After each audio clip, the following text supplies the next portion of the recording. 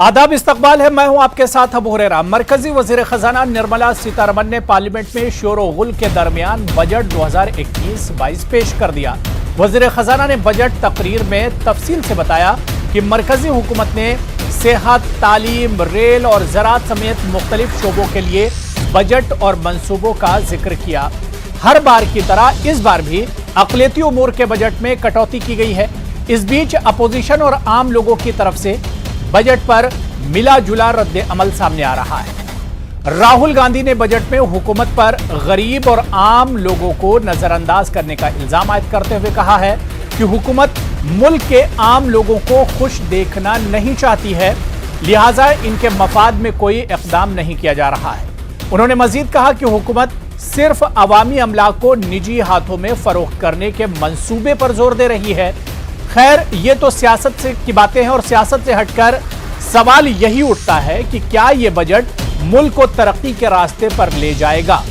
क्या इस बजट से किसानों के मसाइल किसी हद तक हल हो सकते हैं?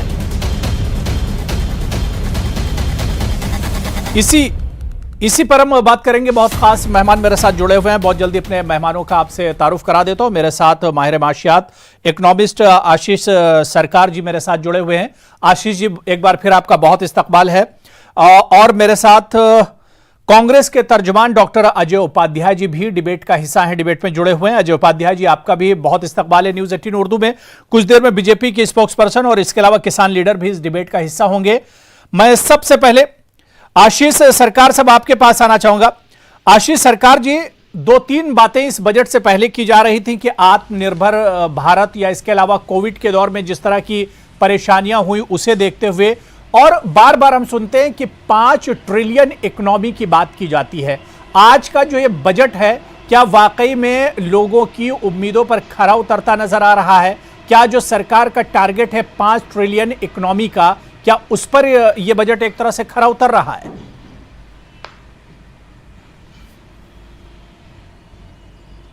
जी बिल्कुल, आपने सही फरमाया।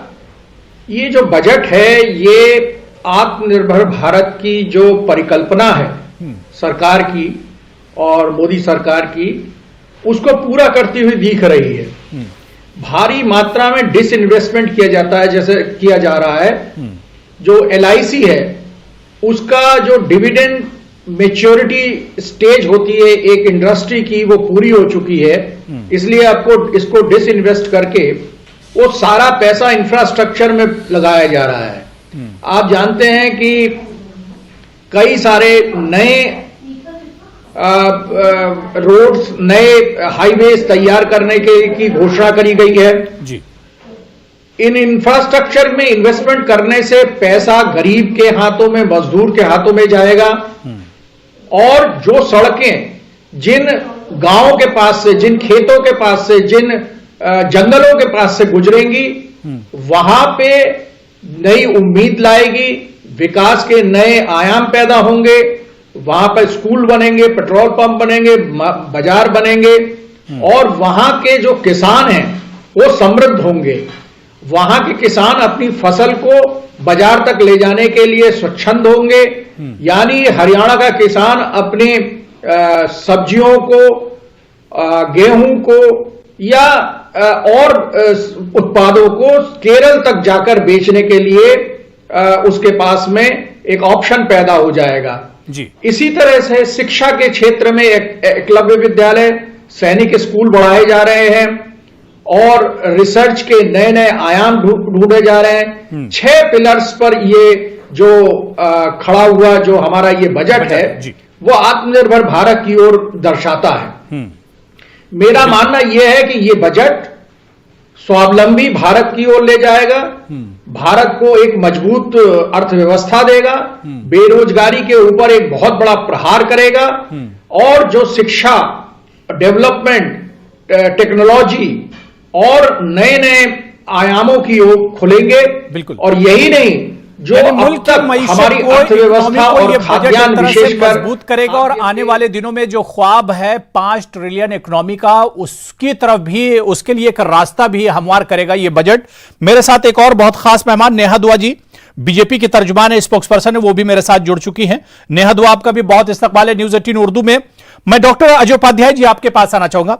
Ajay Upadhyay ji, as a economist मैंने आशीष सरकार साहब से सवाल किया था और जो चीजें उन्होंने इस बजट में देखी, जो चीजें इस बजट के बारे में उन्होंने पढ़ी और सुनी, उसके बारे में वो बता रहे थे कि यह बजट मुल्क को मजबूत करेगा, आने वाले दिनों में रोजगार पैदा करेगा, कोविड और हेल्थ से लड़ने के लिए भी इस बजट में बहुत कुछ रखा गया है, किसानों के लिए बहुत कुछ रखा गया है। मैं एक अपोजिशन के नजरिए से आपसे समझना चाह रहा हूं कि अपोजिशन और खासतौर से कांग्रेस इस बजट को किस तरह से देख रही है।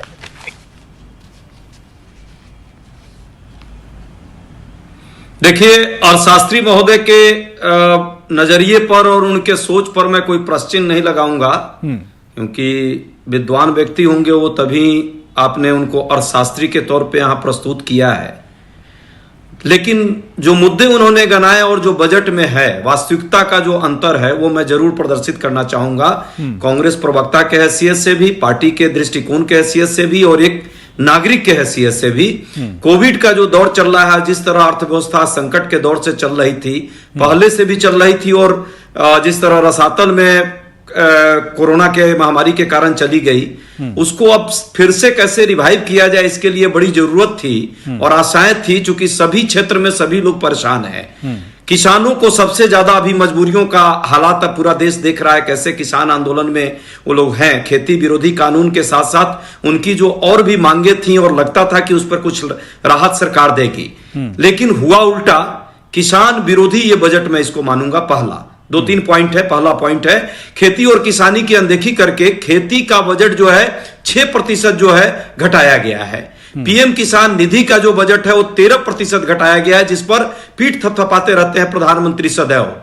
MIS PSS जो है उसमें 25% की कटौती है। न काले कानून खत्म हुए, न खेती पर जो GST खत्म करना था वो हुआ, न डीजल की कीमतें कम हुई। किसान कहां खड़ा है आप देख लीजिए। दूसरी बात, जो अभी गरीब विरोधी भी मैं मानता हूं, चूंकि इससे रोजगार सृजन के जो मायने थे वो खत्म हो जाएंगे।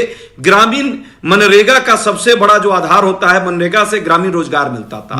आज ग्रामीण रोजगार 9.2% है और उसको उस पर प्रहार होता तब जब मनरेगा का बजट बढ़ता। दुर्भाग्य से मनरेगा का बजट जो है 42% घटाया गया है। अब अगली बात जो महत्वपूर्ण बात है, ये पूरे बजट को यदि मैं कहूं तो बेचू बजट है। बंदरगाह, एयरपोर्ट से लेकर के, गोदाम से लेकर के और रेल तक को बेचने की बात हो गई। आप देखे होंगे कि किस तरह भेल तक को बेचने की बात हो गई। सड़क में भी PPE के माध्यम से बहुत सारी चीजों को बेचे जाएंगे। बिजली ट्रांसमिशन का लाइन भी बेचने की बात है। तो ये बजट जो है एक तरह से बेचू बजट है। और इसका 3 पॉइंट और 10 जल्दी से मैं कर देता हूं। पहला है बेचू, दूसरा है खींचू और तीसरा है सींचो। बेचना है संपत्ति को, जो पुरानी हमारी संपत्ति थी, रुपया खींचना है और पूंजीपति मित्रों को मदद करनी है, crony capitalism. Last point, LIC जब 20% डिसइन्वेस्टमेंट किया जा रहा था, तो यही बीजेपी की सरकार थी जब IK गुजराल थे 1997 में, पार्लियामेंट को चलने नहीं दिया और उसके कारण वो बिल बाहर लेना पड़ा था, विड्रॉ करना पड़ा था IK गुजराल को।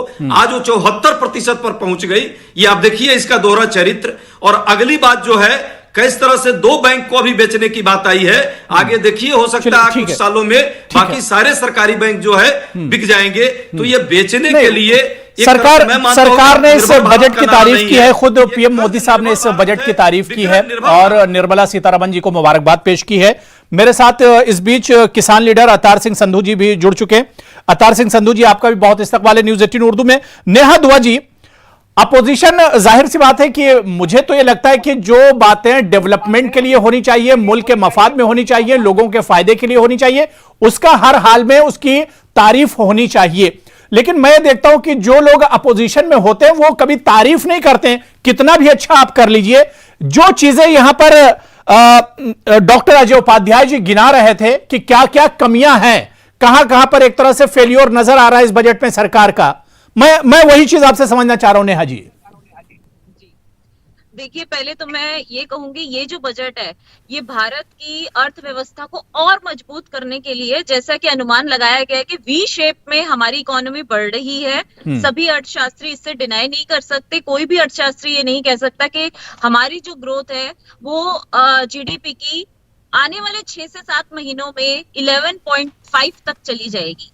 और यहाँ बैठे विपक्ष की तो बात ही छोड़िए, विपक्ष का काम ही विरोध करना है, चाहे अच्छी बात भी हो उनको विरोध करना है और विरोध के नाम पे विरोध करना है, इसलिए उनकी बातें तो मायने नहीं रखती। ये जो बजट है ये आम जनता के फायदे के लिए है और किसानों के फायदे के लिए है। ये इस बजट में जो अभी कांग्रेस के नेता ये बात कर रहे थे कि आप बैंकों को सरकारी बैंक खत्म होते जा रहे हैं, तो मैं आपको याद दिलाना चाहूंगी कि ये जो एनपीए ये ऐसे ही सरकारी बैंकों जो लोन दे देते थे बड़े बड़े पूंजीपतियों को और वो पूंजीपति यहाँ से पैसा लेके भाग जाते थे फौरन। ऐसा हमने बहुत बारी यूपीए की सरकार में देखा है, कांग्रेस की सरकार में देखा है। सरकारी बैंकों का मिसयूज होता था, पैसा बड़े बड़े पूंजीपति चाहे वो माल्या हो, चाहे वो स्टील का अपना ये भूषण स्टील्स हो, विजय माल्या हो, मोदी हो, ऐसे बहुत सारे लोग थे जो सरकारी बैंकों से पैसा लेके हजारों। नहीं देखिए, नाम जहां तक गिनाना है तो अपोजिशन भी नाम, इस तरह के बहुत से नाम है जो अपोजिशन, और यहां पर अजय उपाध्याय जी वो बहुत से नाम गिना सकते हैं। लोगों के, आम लोगों के फायदे के लिए क्या कुछ चीजें, उस पर हम लोग बात कर रहे हैं। और जाहिर सी बात है, आपने कहा कि कभी अपोजिशन तारीफ नहीं करता, अपोजिशन होता ही इस वजह से है ताकि सरकार जो कदम उठा रही है और उसे देखे कि सरकार का डायरेक्शन क्या कुछ है, किस डायरेक्शन में सरकार जा रही है। मैं अवतार सिंह संधू जी आपके पास आना चाहूंगा। किसान पिछले 2 महीनों से लगातार प्रोटेस्ट कर रहे हैं, क्या किसानों को उम्मीदें, जो उम्मीदें इस बजट से थी, उन उम्मीदों पर, किसानों की उम्मीदों पर, आप लोगों की उम्मीदों पर यह बजट क्या खरा उतरा है संधू साहब? देखिए अब्बू जी, अभी नेहा जी मुझे इसके फायदे गिना रही थी। किसानों के लिए सरकार ने ये किया। देखिए, एक एग्रीकल्चर सेक्टर ऐसा बचा था जिसमें ग्रोथ होने की संभावना थी, पूरी तरह से देश का भट्ठा बैठा दिया बीजेपी सरकार ने। देखिए, हम भी सरकार में हैं, हम कोई सरकार विरोधी नहीं है, लेकिन सच्चाई को सबके सामने लाना बहुत जरूरी है। पूरे एग्रीकल्चर सेक्टर में जिस तरह से नुकसान हुआ है पूरे देश के किसानों को, आज 2 महीने से दिल्ली की सड़कों पर किसान बैठा है। पूरे देश में 180 किसान शहीद हो चुके इस आंदोलन में। सरकार के कानों में जू तक नहीं रेंगती। सरकार बजट में किसान का भला कर ही नहीं सकती, पूरी तरह से सब प्राइवेट करती जा रही है।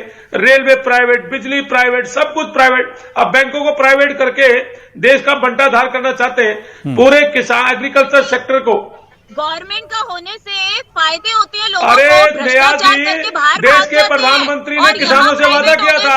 देखिए, मैं आपके बीच में नहीं बोला, आपके बीच में नहीं बोला, आप चुप रहिए प्लीज। नहीं, मैं आपके बीच में नहीं बोला, आपसे भी रिक्वेस्ट करूंगा, आप प्लीज मेरी बात सुनिए। मुझे 5 सेकंड। अरे नया जी, मैं आपके बीच में बोला था क्या? मैं आपके बीच में बोला था क्या? मैं आपसे नहीं बोल रही भाई साहब, मैं एंकर से बोल रही हूँ। उन्होंने मुझे सिर्फ 10 सेकंड दिए और कांग्रेस नेता को 1 मिनट पूरा दिया। कम से कम मुझे 30 सेकंड तो। अरे आप मुझे तो बोलने दो। ठीक है नेहा जी, मैं दोबारा से आ रहा हूं। नेहा दो, मैं दोबारा से आ रहा हूं। संधू जी को सुन लीजिए, मैं दोबारा से आ रहा हूं। मैं सबको टाइम बराबर दे रहा हूं। यहां सरकार और अपोजिशन का मसला नहीं है, यहां मेरे नजदीक सभी बराबर हैं। किसान, बीजेपी, कांग्रेस, सभी मेरे नजदीक बराबर है। मैं सबको बराबर मौका दे रहा हूं। संधू जी जल्दी से बात पूरी कर लीजिए। क्या क्योंकि किसान इतने दिनों से प्रोटेस्ट कर रहे हैं, क्या उसे देखते हुए इस बजट में किसानों के लिए कुछ रखा गया है? सर, किसानों के लिए कुछ भी नहीं रखा इस बजट में। हमने पूरे बजट को सुना है। एग्रीकल्चर सेक्टर के लिए कुछ भी नहीं है। सिर्फ सरकार दिखाती है पेपरों में, प्रैक्टिकल में कुछ नहीं होता। सरकार दिखाती है 20,000 करोड़ हमने किसानों को लिए। सरकार तो कह रही है कि 2022 तक हम किसानों की आमदनी दोगुनी कर देंगे।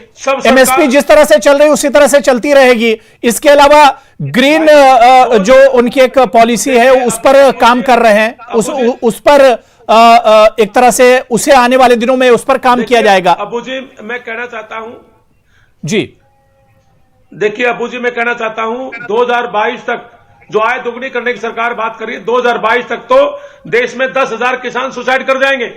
जिस तरीके से सरकार की नीतियां चल रही हैं, सरकार पूरी तरह से किसान विरोधी है और सरकार किसान को मारने का काम कर रही है। जो अन्नदाता, देश का अन्नदाता, जिससे पूरी उम्मीद लगाए बैठे थे, आगे देखिए, मैं अमेरिका का उदाहरण दे दूं। अमेरिका जैसे देशों में किसान का बेहाल है, सभी कंट्री में। वहां 860 करोड़ की सब्सिडी, 860 करोड़ $, मिलियन डॉलर की सब्सिडी मिलती है। वहां का किसान खुशहाल नहीं है। भारत देश में किसान के लिए कोई सब्सिडी नहीं है। जो इंडस्ट्रियल सेक्टर है उसके लिए 1,500 करोड़ की सब्सिडी। उस टैक्स माफ कर दिया। किसान ठीक के है। लिए कोई सब्सिडी भारत सरकार के पास नहीं है, ठीक ना है, कोई ठीक योजना है। है। नेहा दुआ जी, कोई अब पैसे किसान- मैं आपका रिएक्शन ले लेता हूं। 2 महीनों से किसान लगातार प्रोटेस्ट कर रहे थे और किसान इस उम्मीद में थे कि सरकार अगर बात नहीं मान रही तो कम से कम बजट में किसानों के लिए कुछ बड़े ऐलान जरूर होंगे। लेकिन यहां पर संधू जी जो किसान लीडर हैं वो कह रहे हैं कि मायूसी हुई है किसानों को इस बजट से। मुझे समझ नहीं आती कि उनको मायूसी, क्या देश की तरक्की, किसानों को सिर्फ अपनी तरक्की। अगर देश तरक्की करेगा ना तो किसान अपने आप तरक्की करेंगे, क्योंकि हम इंडिविजुअल हम ये मानते हैं देश तरक्की करेगा तो हम भी तरक्की करेंगे। और यही बात किसानों को भी समझनी चाहिए कि वो आसमान से नहीं टपके हैं, वो कोई आसमान से नहीं टपके हैं, वो भी हमारी तरह भारतीय हिंदुस्तानी है। तो अगर देश की तरक्की में ही उनको अपनी तरक्की समझनी चाहिए। प्राइवेट सेक्टर को आप लोग बार बार बोल रहे हैं कि बैंकों को प्राइवेट क्यों किया जा रहा है। अरे भाई, सरकारी बैंकों में ये जो घपले हुए थे यूपीए के टाइम पे, देखिए मेरी बात सुन लीजिए, 2-3 पॉइंट से मुझे दीजिए, बोलने का मौका दीजिए। यूपीए के टाइम पे जो लोग पैसा लेके, सरकारी पैसा लेके बाहर भाग गए, उन लोगों पे नकेल कसने के लिए एनपीए को जोड़ा गया कि वहां पर प्राइवेटाइज करे जाए, ताकि ये जो लोग भाग जाते हैं यहाँ हजारों करोड़ों लेके बाहर भाग जाते हैं, वो बाहर ना भाग पाए। दूसरा, पर्यावरण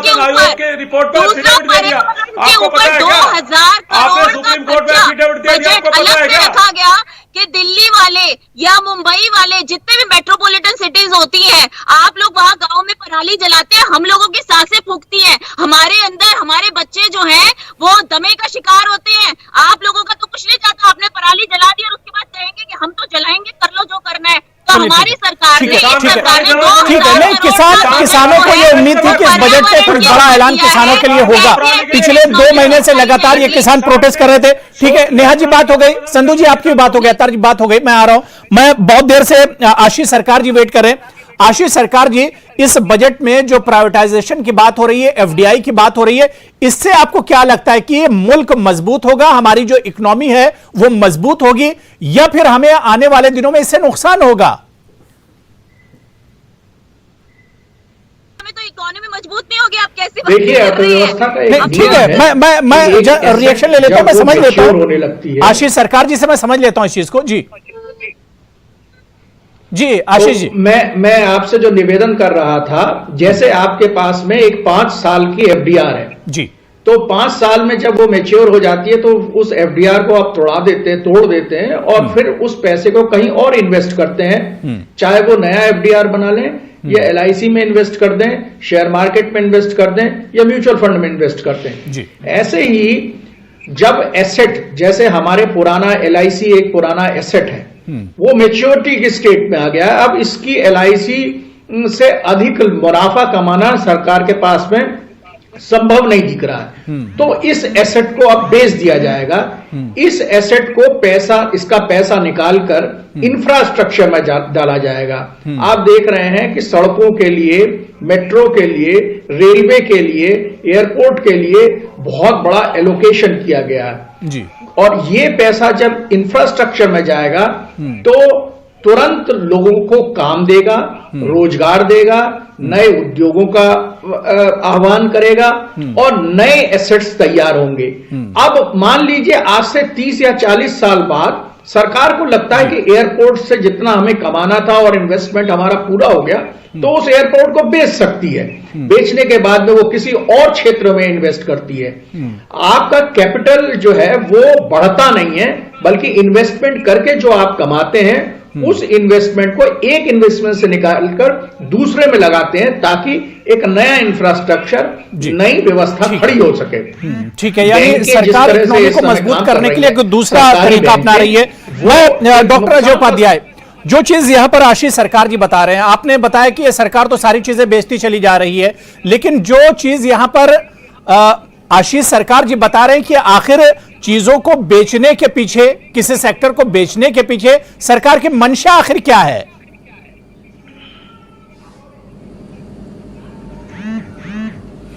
देखिए, यदि आप बेचना चाहते हैं तो पहले खरीदने की और उसको बनाने की भी तो क्षमता होनी चाहिए अबू भाई।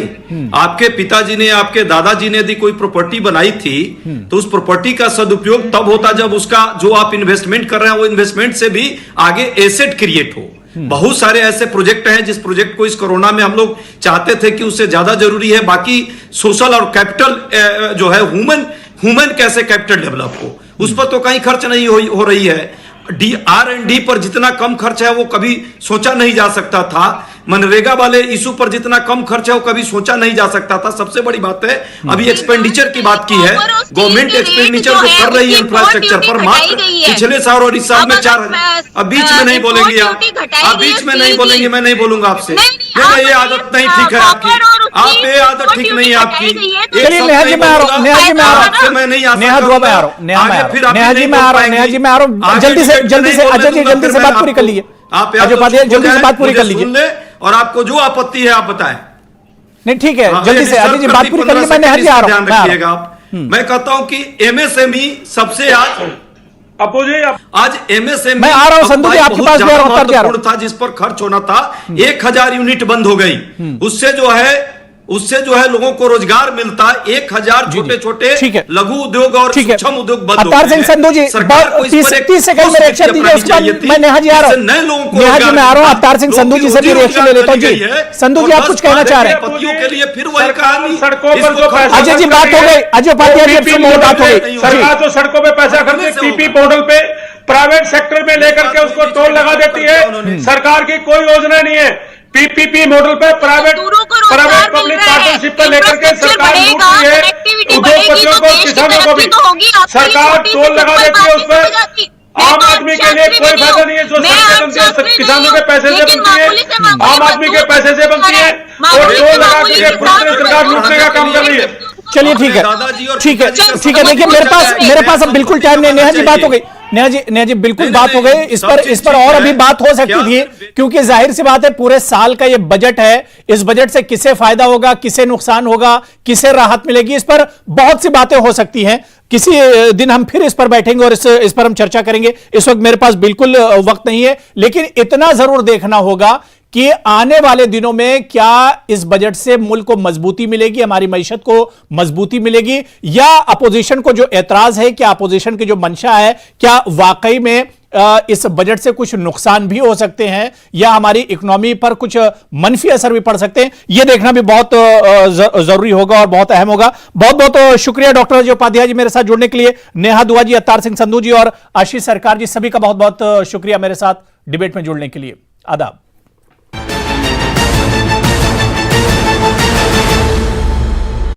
ललित